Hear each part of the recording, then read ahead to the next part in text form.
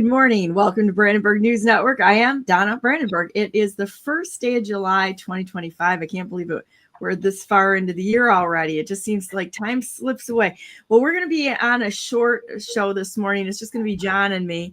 And I don't know. This is kind of funny. You made a comment right before the video fired, and we were talking about Benson and such and what's going on in our state. And would you like to repeat that just in case it came across before the intro? She's like a turd that doesn't flush. Keeps coming back. Welcome to Brandenburg News Network. Real news for real people, by real people at the kitchen table, sort of.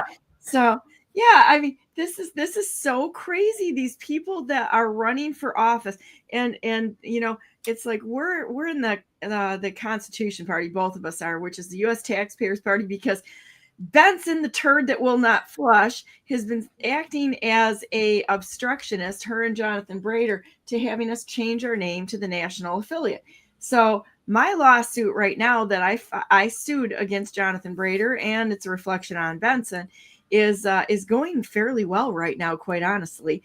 And I think that they're in a position where they don't really know what to do. And so it's kind of become almost amusing. And then I have another lawsuit out there against Benson herself.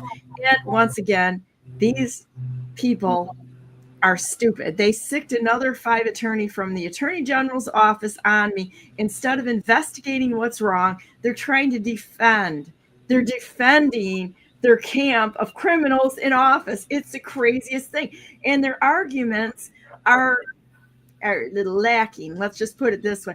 If anybody's afraid to go pro se, I got to tell you, this is almost so easy that it's like shooting fish in a barrel. You know, I'm telling you, as far as having a good case against what's going on there. And honestly, it's the only way that we're going to hold them accountable. So before we got on, John and I talked just for a few minutes as I was posting my TikTok there, which makes me at a sincere disadvantage because I'm totally distracted. But let's talk about for a second what Elon Musk said in their little optics going on right now, where I think it's hilarious. People go, "Oh no, they're fighting." Oh really? They got your attention, didn't they? That's right. Messaging, this is marketing, and now everybody's engaged because they want to watch the soap opera instead of getting in and doing the real work.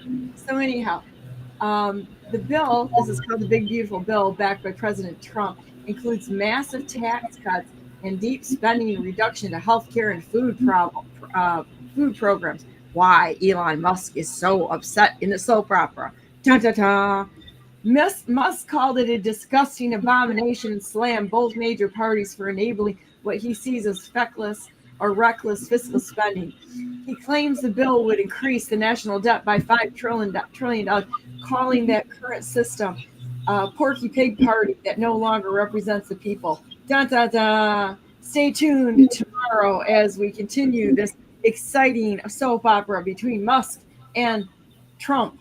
Trump responded by threatening to review federal subsidies Musk's companies receive, while Musk fired back saying, "Cut it all now." So this is like watching as the world turns. That's it. Oh no, that you got the wrong ones. As the stomach turns. As the stomach turns, it is. I'm waiting for the Maria moment. You know, it's so funny where people are like, "Oh, Maria, what's going on?" I mean, this is ridiculous, but so be it. And then I'm going to go down to the next thing that we talked about. I got a question before you go down to the next thing. I got a question for you. How many trillions of dollars are we in debt right now? About $37 trillion is the national debt, but when you look at the unfunded liabilities and such, it's about 160 plus $trillion. Another $30 trillion. Yeah, nobody wants to talk about this. It's fake. It's all fake. It's all fake. Look here. Well, this is going on over here. And, you know, and on it goes. But my trust is still every day in God Almighty. And I do believe the good guys are working things behind the scenes. And so that's just the way it is. So I was going to tell you, we had well, let's go into what happened last night. We had a meeting for the Constitution Party in Michigan, which is the U.S. Taxpayers Party, which is going to get its name changed, I'm pretty sure, because Benson and Brader are obstructionists, and the lawsuit's going quite well right now. But at any rate, we had the meeting last night, of which I'm the chair of, and talked about many different things. I'm soliciting articles to go into our newsletter right now, and I would love to encourage everyone to submit an article. We had one come in that is not it's a pretty good article, actually, from David Niggemeyer, who wrote the article was about what is true MAGA. Now, he's not a fan of President Trump. I'm a fan of President Trump. But one of the things that I do back is free speech and zero censorship.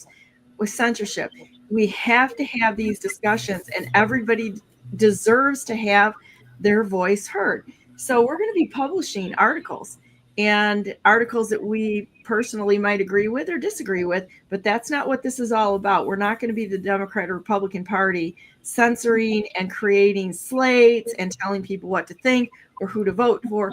We're going to be putting up good candidates that are not industry hacks running for office for a lifetime career in politics to grift. We're going to vet people out of that process because we believe in the Constitution upholding it and the way it's supposed to be done, which is run for office, get in, and go home and make your own money. So there you go. So I just had to put that in right now. You're going to take their retirement away from them? Yes. And their medical insurance away from them? I think and they all should have gymnasium away from them? Yes. Oh my goodness, those people they're gonna starve to death. Oh no, whatever shall we do? We got to get them off the government bird feeder here. I was going to use another term, but decided to correct it.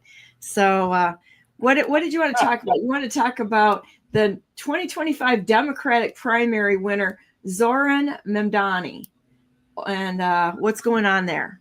How in the world could this guy even get enough votes to become the primary candidate for the election? How? We know who he is. He's a socialist. We know what he wants to do. He wants to raise the minimum wage to $30 an hour. He wants to tax the white people out of existence in New York. Yes, because anybody who's white is the biggest threat. White males are the biggest threat to the planet. I don't believe that, guys, just so you know. I don't believe in protected classes of citizens. And I believe that as long as we're alive, we're all God's children. So go ahead. And he's going to take money away from the people that have earned and made the money and give it to people that don't work or don't earn the money. This guy is the total antithesis to the Republic. And why are people continually voting for? He should have only got one vote, his vote. Well, on the basis of the Constitution, which is what we have to hang everything on, and going back to the original intent, which they've been able to subvert because nobody knows the Constitution nor the original intent, or a few people have taken the time to do that rather than paying attention to all this other nonsense. He wants to freeze rent on all rent stabilized apartment. All right, so that is basically the government taking over industry, which looks an awful lot like the Chinese Communist Party. And that's what it is. Invest $100 billion over 10 years to rebuild 200,000 new publicly subsidized rent stable units. So he's taking the money away in order to give it to a protected class of citizens and basically take over that entire rent industry for the government, which the government isn't supposed to own property. So they're doing it like they do the wars by proxy. Triple the city's affordable housing production by more than tripling the current $30 billion housing budget. Why are we paying for people to be on public housing for generations? You know, I see these guys begging at corners. And I'm like, how stupid and sappy are people? Can I tell you this? I've got two stories. There's a guy that sits on the corner by us on the highway.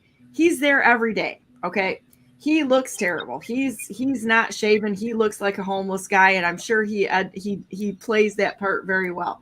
He walks. He parks his car about a quarter of a mile away. How does he get a car? He's got a car, and he walks about a quarter of a mile away, puts down his little pity props of trash and crap around him, so he really looks like he's in bad shape. How in the world can this guy walk a quarter of a mile sitting out there for 8 hours a day if he's disabled and can't have a job? We got another group of guys. They even share the same cooler, and they take shifts on a corner. These people are making about $60,000 a year tax-free from begging with useful idiots giving them anything. Every single person should look at them and say, get a job. There's no pity there. Anyhow, this guy wants to fast track 100% of affordable housing projects and double capital funding for NYCHA. That means that the state is taking over housing. Guess what? We're all going to be in that if the DNR gets their way with taking property of Michigan and all over the United States, as well as idiots like this dude taking over public housing. Make city buses fare free. Who's going to pay for this? Oh, it's going to be the industries they take over. Childcare, family support, universal childcare, city-run grocery stores. So now the city owns the grocery stores. Shift property tax burden from working class outer boroughs to wealthier, predominantly white neighborhoods. Raise taxes on the top 1% and corporations to fund public services. He says, I don't think that we should have billionaires, frankly, because he's pathetic and cannot produce. So he's going after somebody that he can't do just to take what they've done. I don't say that I'm a fan of a lot of the stuff going on, but let's go to original intent here. And it goes on. So anyhow, what say you, Colonel? I'm saying people know who and what he is, and they still gave him a vote. He's a thief. Although we got to look at Michigan. We have the three whores of Lansing that aren't any better. And and there's a possibility that Jocelyn may run for governor. That's a possibility. I don't think so, because I'm going to continue lawsuit stuff that's going on right now because you want to know, the attorneys in the Attorney General office are kind of pathetic. They're they are. Most attorneys are pathetic, but they're probably the best pathetic because they have to work for government because they can't work on their own. So they get hired by these government businesses like the AG department, where they can really sit on their laurels and do nothing. You know what? I've been up against a couple of those judges on a lawsuit that I filed against Salamoni out of Taylor in the past. Salamoni's not off the hook yet. Eventually, I'm going to go after him again, and I'm going to go after those attorneys, and I'm going to go after those judges. But it's, they're low on the totem pole at the moment. Well, and the thing of it is that it's going to take people like you and I who decided to get in and just do this and hold them accountable. And just so you know, I've got myself appointed or myself designated title of accountability manager for the state of Michigan, which means sue them all when they step out of line as public functionaries and otherwise.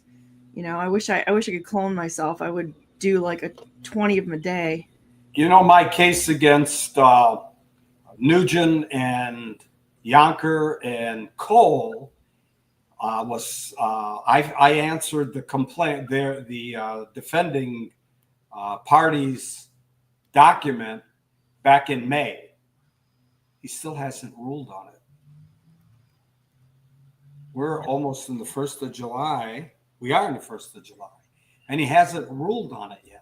Because they don't know what to do with us, because when they rule incorrectly, we're gonna add it to the list. We're gonna add that to the list, and that's okay. This is like you and I are like honey badgers. So you're gonna bite me? What is that gonna do? Fine, whatever. Waste your time. So I guess my biggest question is: don't these people in New York understand the republic? Don't they understand what the Constitution is all about? Clearly Don't they not. understand the difference between socialism and free market and our republic? Don't they have any clue what's going on? And it's a sad commentary because a lot of them are, out of high school, 20, 30, 40 years old, 50, 60 years old, and they still haven't figured it out. What are they doing on this earth? Why have they been here for 60 years and still as dumb as they were when they were in elementary school? Because that's what they are.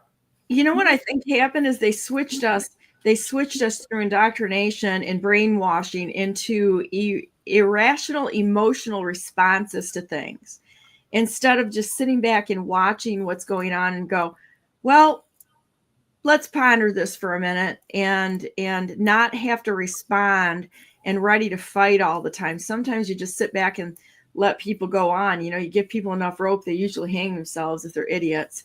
And so the emotional responses that people have, it's like they're always in this heightened stage of react. I see that in horses all the time when I train them, when they're in crazy land, before they've, when they've been abused or neglected or something, they're always in reaction mode.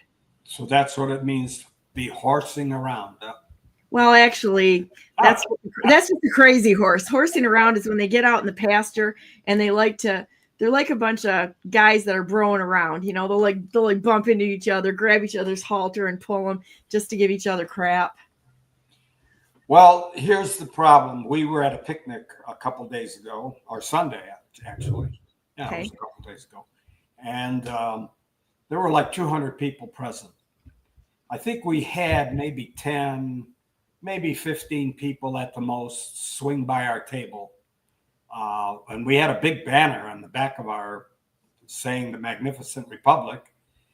And we had a couple of people running around passing out literature. And we only had a handful of people show up out of the 200 people. What was the story? Why don't people want to understand what's really going on? Instead, they were listening to the wannabe public functionaries getting up there and telling them how they're going to fix the world and fix Michigan and do the right thing and all that. It goes back to, is it entertainment? Is it the attitude of the public, the people that, well, we really don't want to get involved in this, so we really don't want to, surfacely we'll get involved. So we'll show up at the picnic because it's a picnic. We can get some hot dogs and hamburgers. But outside of that, we have no reason for being there. We're not there to learn anything.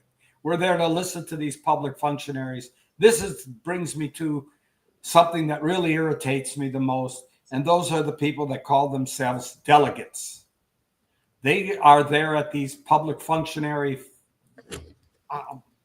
picnics or whatever. And they uniparty. It's uniparty. Yeah, and they listen to these public functionaries.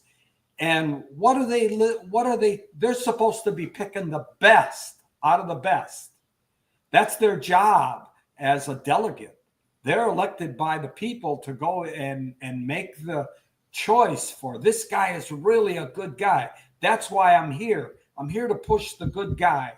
Instead, they get, I don't know. I was told once upon a time when I was a delegate, don't get starstruck by these people. Who are they? They're nobodies. They all zip their pants up the same way or whatever.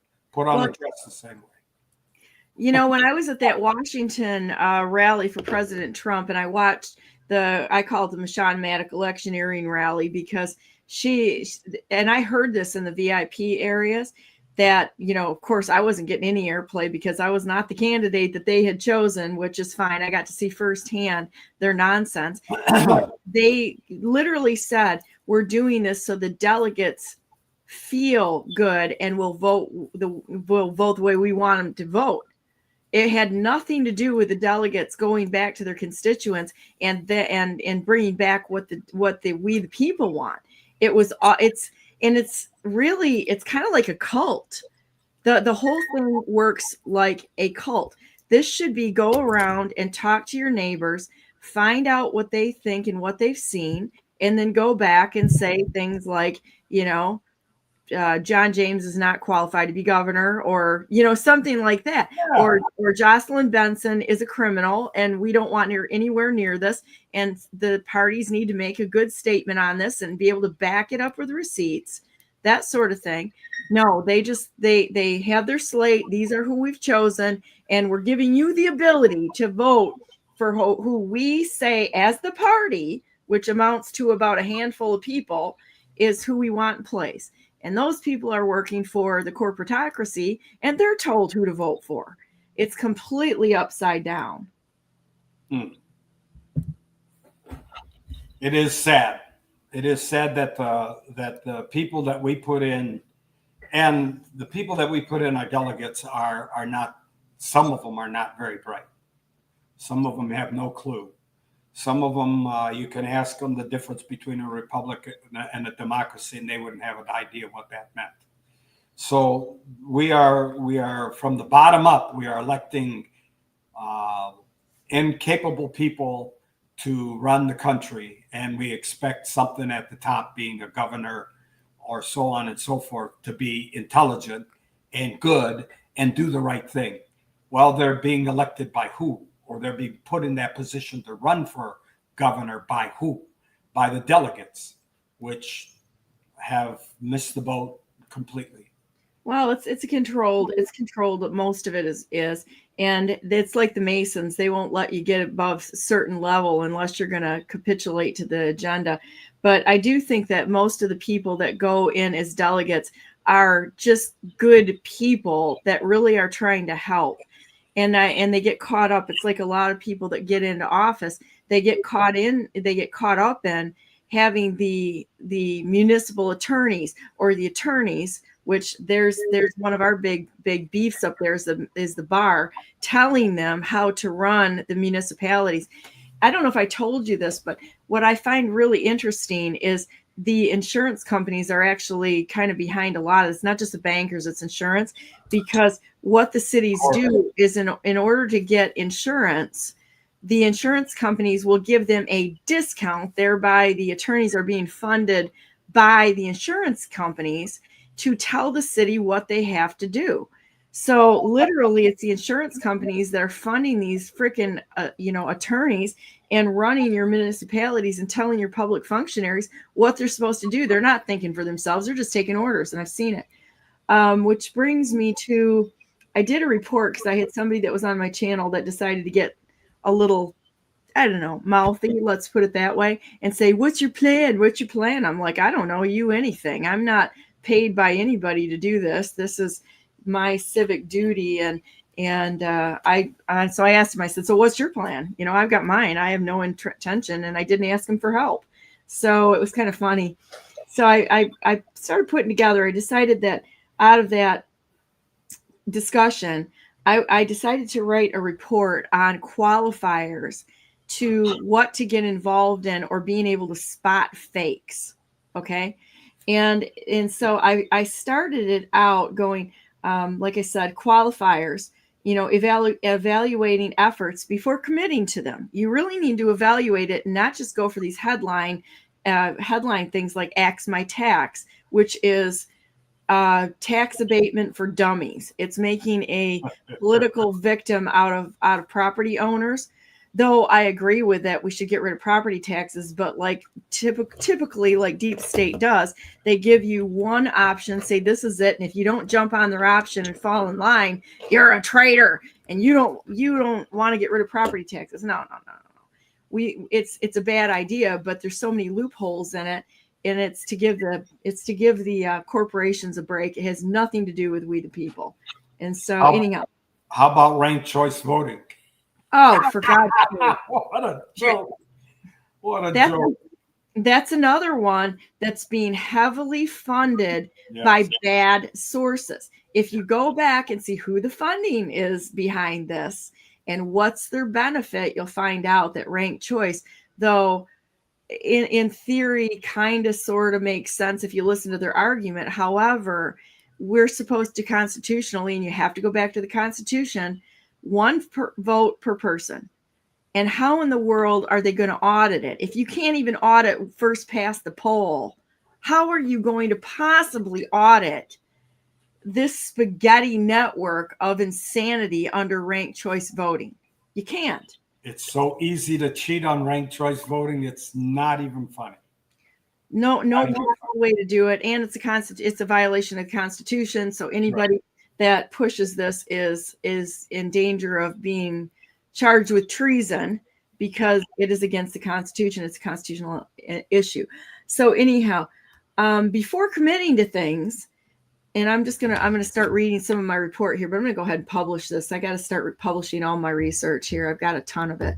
To avoid wasting time on propaganda or ineffective causes, use these criteria to assess any effort, organization, or action. First, it's got to have an alignment with constitutional principles. We have to have a standard, and the standard has to be the law, not personalities, not personal issues where we gain. Honestly, if I backed Axe My Tax, I would have a tremendous swing in the Donna has more money category because I own so much property. But I am not going to capitulate to this, even though it costs me more money, until we fix this thing truly by jumping on it. You have to align with constitutional principles. Does the effort prioritize adherence to the U.S. Constitution and its original intent? Research the effort's stated goals and outcomes. Are they rooted in the founding documents, or do they push unrelated agendas, like social agendas? Check if the effort supports mechanisms like nullification or accountability for constitutional violations. We have to have that. Right now, Michigan, we should have an 85% nullification of everything that the state of Michigan has on the books, because they've gone into statutory law and traded out the republic for civil action jurisdiction. The federal government, 95%. Accountability mechanisms. Does the effort have clear ways to hold leaders, participants, and institutions accountable? Avoid groups or campaigns that lack transparency, measurable goals, or enforceable outcomes. Red flag efforts that rely on emotional rhetoric and endless debates without actionable steps, or people that want to drag you into their moronic, waste discussions that are waste of time. Debates that are a waste of time, rather than that there's actually a civil discourse with a plan. Avoid them. It's nonsense. Critical thinking foundation. Educate yourself on how governance should work. Read the Constitution, the Declaration of Independence, the Federalist Papers. If you don't read, jump on John Birch Society, and they've got a great Constitution course. Listen to the videos from reliable sources. Supplement with reliable resources like John Birch Society's free constitutional classes, as I mentioned, and primary source documents. If the effort discourages independent research or critical inquiry, it's likely propaganda. Very important. Practical. I've got this is a long report. I'm not going to waste everybody's time here, but we need to go into this, and I am going to fine grain address these situations and publish it so that people can know exactly what's going on, as well as being able to spot those people who are throwing absolute crap in front of you to waste time. This fight between Elon and President Trump, it is 100% optics. These guys are all friends. They did it already between President Trump and General Flynn. I know General Flynn. I love General Flynn. And I'm going to tell you right now, the whole thing was nonsense and optics. They know each other. They talk to each other. And that's exactly what's happening with this thing with President Trump. Don't waste your time. Exactly. You sort of know. Yeah. So anyhow, is there anything else that you wanted to talk to about these distractions, these elements of distractions? It's going to be a short show today, guys, because I've got to get going. I am having a meeting tomorrow with a common law group, and lots of people have been invited to this. I hope that my buddies in the DNR group come, as well as the ones that are in the election integrity groups and all the other groups that I'm friends with. I hope that everybody comes. It's a open invitation. You guys know my phone number, so if you need to know where it is, give me a call. Here, let me get our banners up here because I have skills. My only thought is that understand we do not have common law in America. We have constitutional law. Correct. So if they're distracting to the point that they want to go to common law and dump the Constitution, then they're in the wrong direction.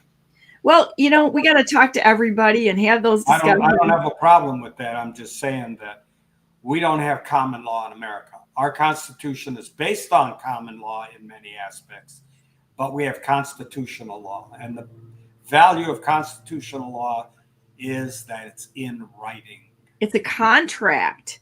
Well, I don't know. I'm not going to go down that road, but I'm going to say that it is in writing. It is the rule book. It is the directions by which government needs to function. The fact that they aren't functioning there is because of the fake system that we have, the fake money system, the ability to buy off these public functionaries who are sitting in office. That's the reason we have the problem, because the system is fake. They don't follow the Constitution. It's not constitutional law. They swear an oath to the Constitution, but none of them abide by it. Right. These people are treasonous and need to be in prison. So Curtis came on. He's got some comments here. Hillsdale is now offering a course on World Economic Forum. That's great. I have some concerns about Hillsdale just because I know that Betsy DeVos and the DeVos Network funds them. So it's like it's going back to the funding. So I just put up your Magnificent Republic website with your emails. That's how you get a hold of John. And let's see if anybody wants to get a hold of me and such, it's like, let me see if I got to get my thinger here. This Wednesday, we will be talking about the first 10 amendments of the Constitution, known as the Bill of Rights. And we'll be talking about Article 1 of the state constitution, comparing them, talking about them. What do they mean? Because people they say, oh, yeah, we got freedom of speech. No, it says Congress shall make no law abridging and then it goes on from there, religion, assembly, speech. So it doesn't say we have freedom of speech. It says Congress can make no law abridging those freedoms. So we need to look at what the Constitution says and how it says it and understand that. We're getting into a more deep dive into the first 10 amendments of the Bill of Rights and into the Article 1 of the state constitution, which somewhat parrots the federal constitution, but not exactly. But we need to talk about those. We need to understand. People still don't understand the right to redress a grievance. What does that mean? And so we need to get into the real nitty gritty so that people understand when they write a FOIA request and it's denied for whatever reason, they're violating the right to redress a grievance.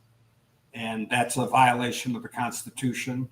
And we go for exemplary damages to that person, millions of dollars, because they violated their oath of office. They violated the Constitution. That's how we need to attack this behavior of these public functionaries who violate the Constitution, their oath of office. They violate their oath of office, prison is the next choice. There is no other option. Oh, well, I did it because I didn't know. No, you violated your oath of office. You're out of business. You're not in office anymore. You're in jail. And that's the way it should be. Then we would get rid of 99% of this issue.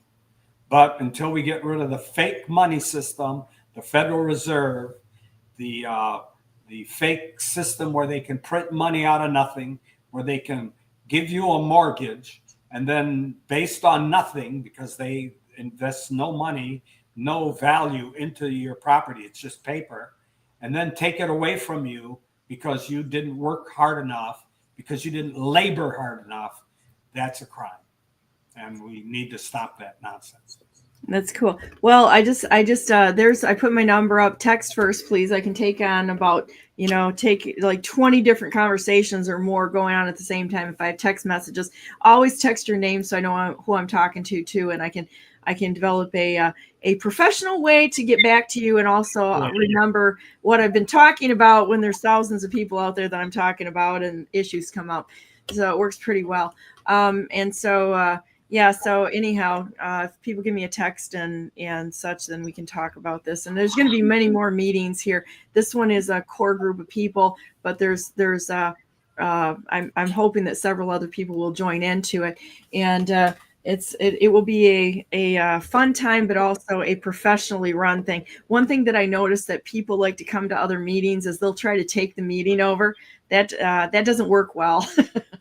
So, we've got people there that are going to be there talking too. So it's going to be a one where people get a voice instead of having it being shifted away.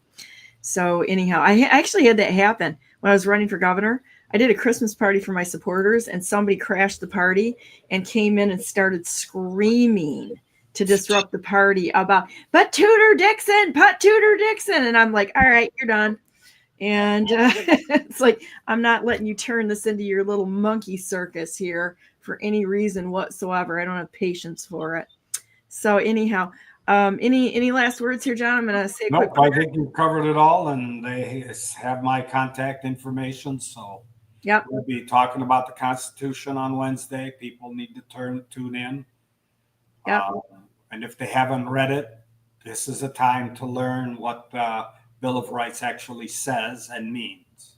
Well, one of the things that we're doing for the Constitution Party is I'm putting together something that candidates have to sign, so that if they run on the Constitution Party, they will sign a contract with the people that have supported them or that will be supporting them, that they will uphold the oath, and that the consequences for walking away from it, for just trying to wiggle in under the bar, there's going to be consequences to lying to the people that are supporting you, and that includes the voters. That's the voters. We're gonna hold them accountable.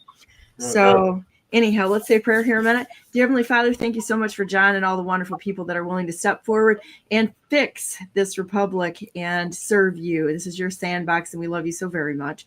Thank you for every single person out there.